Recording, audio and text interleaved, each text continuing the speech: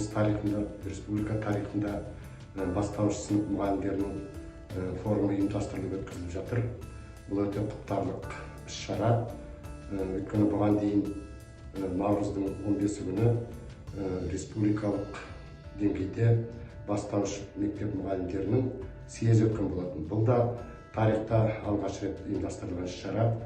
Мұндағы негізгі мақсат бастауыш білім мазмұнын жетілдіру, оны әрі қарай оңтайландыру. Бұл бағытта енді министрдің көзқарасы жалпы өте жақсы пікірде министр.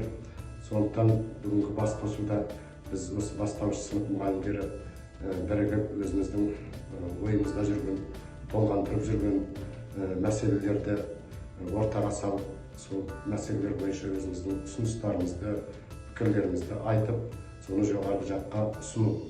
Бұл әрине алдағы уақытта бастауыш білім берудің тиімділігін, оның жаңағы арттырады деп ойлаймын. Бүгінгі форум жұмысына қатысып отырған ұстаздарға бастауыш сыныптың шығармашылық табыстар тілеймін, жақсы ой пікірлер тілеймін. Форум жұмысы табысты болсын.